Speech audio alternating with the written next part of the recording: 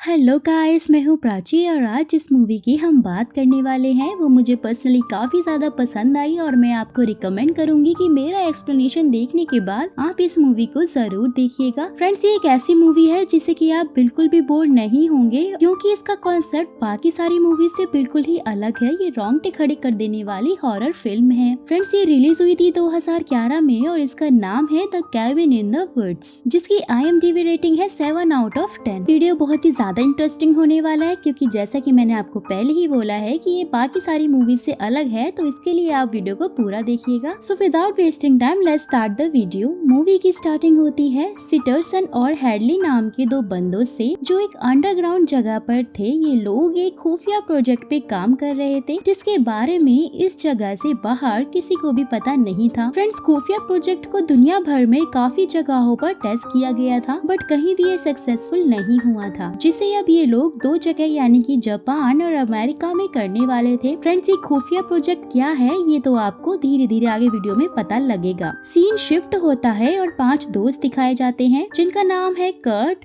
उसकी girlfriend joules, Dana, Marty और holding. ये पांचों लोग बिकनेर नाम की एक जगह पर उसे एक्सप्लोर करने के लिए जा रहे थे जहाँ कर्ट के कजिन ने कैबिन खरीदा था। जैसे ही ये लोग घर से निकल रहे होते हैं, टेरेस पे खड़ा एक बंदा उन पे नजर रख रहा था और किसी से कॉल पे कह रहा था कि ये लोग अपने टाइम से घर से निकल गए हैं। फिर रास्ते में कर्ट अपने वैन को एक पेट्रोल पंप पे रोकता है। वहाँ का ऑनर काफी ज्यादा क्रीपी था। वो उन्हें पेट्रोल भी नहीं देता और काफी रूडली उनसे बात करता है, जिसके बाद वो लोग उससे बिकनेर प्लेस का पता पूछते हैं और वहाँ से निकल जाते हैं। फ्रेंड्स, बिकनेर एरिया में एंटर और एग्जिट करने का एक ही रास्ता था जो कि टनल से होकर गुजरता था। फिर वो लोग टनल में एंटर करते हैं कि तभी वहाँ एक चील उड़ रही थी जो कि अचानक से किसी अदृश्य एनर्जी वॉल से टकराकर मर जाती है, जो कि काफी अजीब था। जिसके बाद सब कैबिन पहुँच जाते हैं जहाँ होल्डन को कैबिन के एक रूम में पेंटिंग दिखती है और फ्रेंड्स, वो पेंटिंग बहुत ही अजीब थी। उसमें इंसानों द्वारा जानवरों को पूरी तरह से चीड़-फाड़ करते हुए दिखाया गया था। होल्डन उस पेंटिंग को उतारकर साइड में रख देता है कि तभी वो देखता है कि पेंटिंग की जगह एक मिरर लगा था जिसकी दूसरी साइड उसकी दोस्त डेना खड़ी थी। होल्डन उसे पूरी तरह से देख पा रहा था बट वो उसे नहीं देख पा रही थी। जिसके बाद वो डेना के पास जाता है और उसे सब कुछ बता देता है और वो दोनों रूम चेंज कर लेते हैं। डेना उसी पेंटिंग को मिरर के आगे लगा देती है क्योंकि वो पेंटिंग काफी ज्यादा क्रीपी थी, इसलिए वो उसे एक कपड़े से कवर कर देती है। एंड गाइस,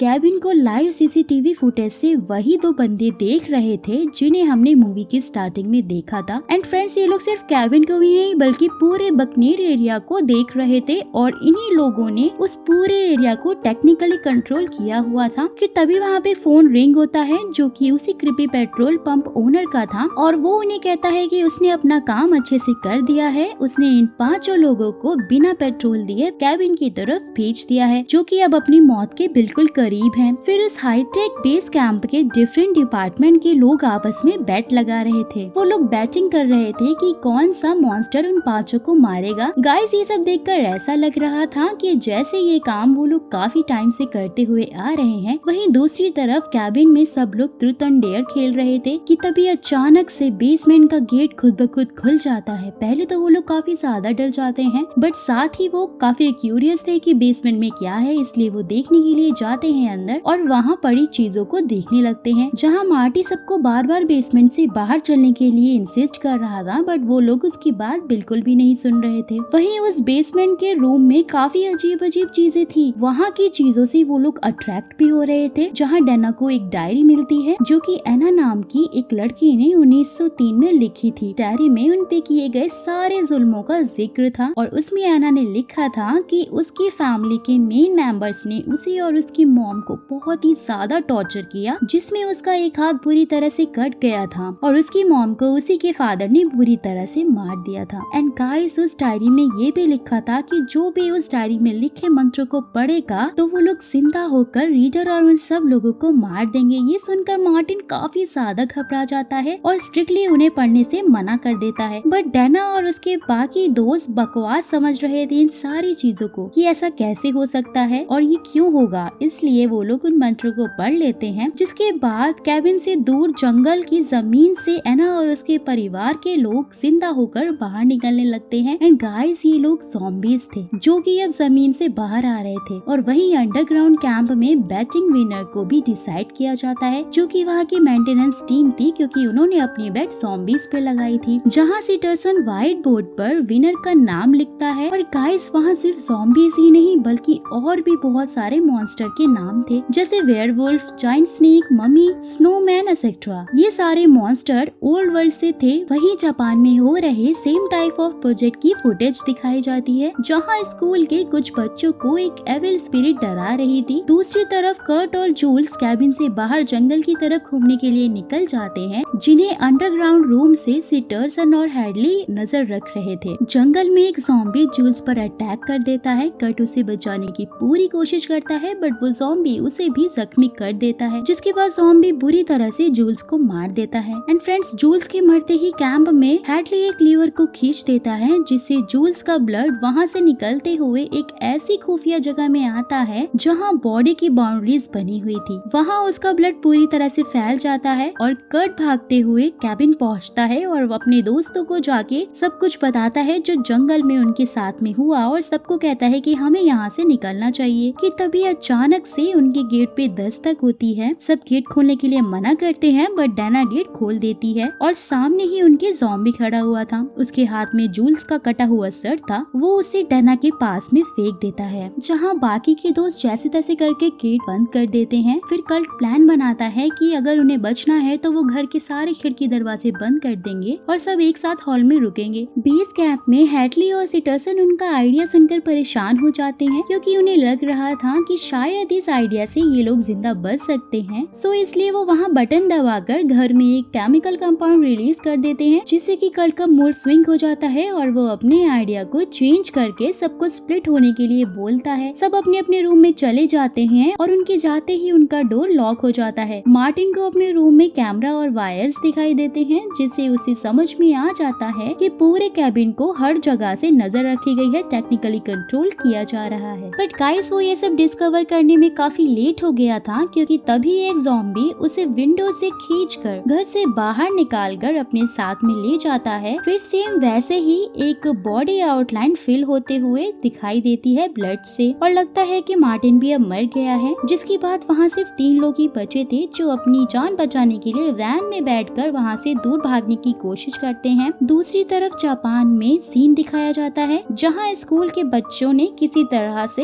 एक्सोरिज्म करके उस इविल स्पिरिट को एक मेंढक के शरीर में कैद कर लिया था। इसका साफ मतलब था कि जापान वाला प्रोजेक्ट भी अब पूरी तरह से फेल हो चुका है और अब सब कुछ अमेरिका वाले, यानी कि जो यहाँ पे चल रहा है इन 5 लोगों के साथ, उस प्रोजेक्ट पर डिपेंड करता है, क्योंकि दुनिया के काफी सारे प्रोजेक्ट फेल हो चुके हैं। जिसके बाद कल, डैना और होल्डन इस इलाके से बाहर जाने वाले टनल में जा रहे होते हैं। उन्हें लग रहा था कि उनका बाहर निकलना बहुत ही आसान है, बट ऐसा सिर्फ उन्हें ही लग रहा था, क्योंकि उनको तो कोई और ही कंट्रोल कर रहा था, जो कि बेस कैंप के लोग थे, और उन्होंने वहाँ पे ब्लास्ट करवा दिया था, जिससे कि सारा टनल टूट जाता है। क्योंकि अब ये लोग टनल को क्रॉस नहीं कर सकते थे, इसलिए कर्ट डिसाइड करता है कि वो अपनी डर्ट बाइक से वहाँ की एक खाई को, जो कि टनल के पास में ही थी, उसे जंप करेगा और दूसरी तरफ जाकर होल्डन और डैना के लिए पुलिस हेल्प लेकर आएगा। बट जैसे ही वो जंप करता है गाइस, उस अदृश्य एनर्जी वॉल से टकराकर वो खाई में गिरकर मर जाता है। सो उसके मरने के बाद अब डैना और होल्डन ही बचे थे। वो वैन में फटाफट से बैठते हैं और दूसरे रास्ते को ढूंढने के लिए निकल जाते हैं। उनकी गाड़ी में एक ज़ॉम्बी था, जो एक रॉड को होल्डन के आर पार कर देता है। वैन का बैलेंस बिगड़ जाता है और वो लेक में जाके गिर जाती है, जहाँ डैना जैसे तैसे स्विम करके ज़ॉम्बी से बचती हुई बाहर निकल कर आती है। कि तभी मार्टिन वहाँ पे आ जाता है। जी हाँ फ्रेंड्स, वो जिंदा था, बट इसकी खबर बेस कैंप के लोगों को बिल्कुल भी नहीं थी। वो तो मस्त होकर पार्टी कर रहे थे, क्योंकि उन्हें लग रहा था कि अब तो सब मर गए हैं, डैना बची है, जिसे कोई ना कोई मॉन्स्टर तो मार ही देगा। मार्टी डैना को ज़ॉम्बी से बचाकर उसे केव में लेकर जाता है, जहाँ ज़ॉम्बी उसे लेकर गया था। फिर मार्टी उसे बताता है कि उसने ज़ॉम्बी के टुकड़े किए थे, बट वो अभी भी जिंदा है। जिसके बाद वो उसे सब कुछ बताता है कि इस पूरे एरिया को टेक्निकली कंट्रोल किया जा रहा है और उन सब पर नजर रखी जा रही है। गाइस, इन ज़ॉम्बीज को लिफ्ट के सहारे बेस कैंप के लोग ऊपर भेजा करते थे। अब उन दोनों के पास कोई ऑप्शन ही नहीं था, इसलिए अब वो लोग लिफ्ट यूज करके अंडरग्राउंड जाते हैं जहाँ ये बेस कैंप स्थित था। नीचे जाते हुए इन लोगों को बहुत ही अजीब अजीब से मॉन्स्टर दिखाई देते हैं और हर एक मॉन्स्टर उन सारी चीजों को रिप्रेजेंट कर रहा था जो कि उस कैबिन के बेसमेंट में मौजूद थी। यानी इनकी मौत किससे होने वाली है ये लोग पहले ही डिसाइड कर चुके थे बेसमेंट में रखी अलग अलग चीजों को उठाने के बाद। वही बेस कैंप में सीटर्सन उन्हें मारने के लिए एक सिक्योरिटी बंदे को भेजता है जिसे वो जैसे तैसे करके मार देते हैं और लिफ्ट से बाहर आ जाते हैं, जहां वो अनाउंसमेंट सुनते हैं कि ह्यूमैनिटी को बचाने के लिए उन्हें अपनी कुर्बानी देनी पड़ेगी। वो लोग बहुत ज्यादा डर गए थे और वो एक रूम में जाकर छुप जाते हैं। फ्रेंड्स, वो वही रूम था जहाँ से सारी लिफ्ट का कंट्रोल होता था, जिसमें खतरनाक मॉन्स्टर्स को इन लोगों ने पकड़ कर रखा हुआ था। डैना और मार्टी को पकड़ने बेस कैंप की पूरी फौज आ जाती है। डैना उनसे बचने के लिए वहाँ पे एक बटन को प्रेस कर देती है और गाइस, उसके बाद जो दृश्य दिखाया जाता है, लिटरली गाइस, वो बहुत ही ज्यादा डरावना था और खतरनाक भी था।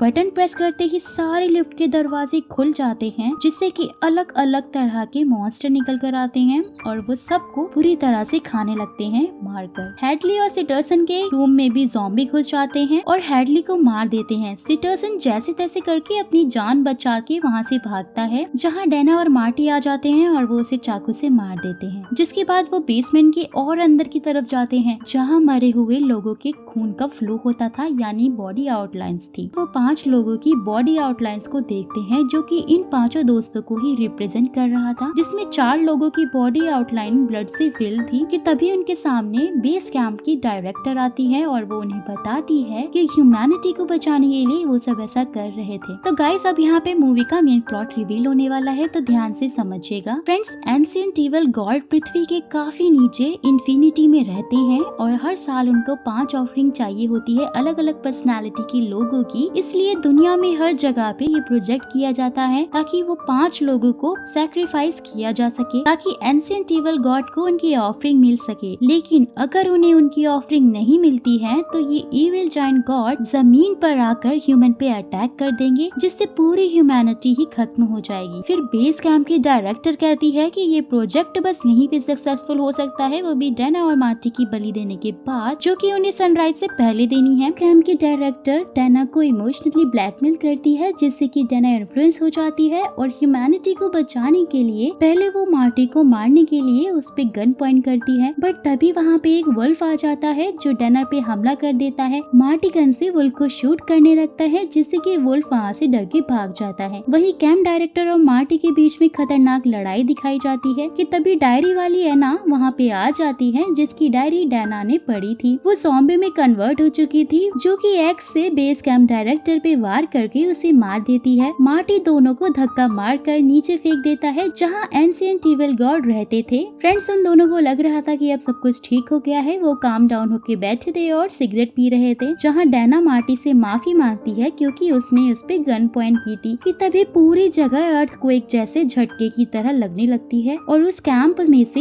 एक बड़ा सा हाथ बाहर निकलता है, जो इविल गॉड का हाथ था और अब ह्यूमैनिटी खत्म होने वाली थी। एंड गाइस, यही मूवी का दी एंड हो जाता है। गाइस, अगर आपको मेरा काम पसंद आया तो वीडियो को लाइक जरूर कीजिएगा और अगर नहीं आया तो डिसलाइक करके कमेंट बॉक्स में रीजन जरूर बताइएगा, ताकि मैं आने वाली अपनी नेक्स्ट वीडियो में उसे इम्प्रूव कर सकूं। और अगर 24 घंटे में इस वीडियो पे 400 कमेंट आते हैं तो आने वाली नेक्स्ट वीडियो में मैं टॉप कमेंट्स को शाउट आउट दूंगी। तो फिर मिलते हैं अगली वीडियो में। अभी के लिए टाटा, बाय बाय।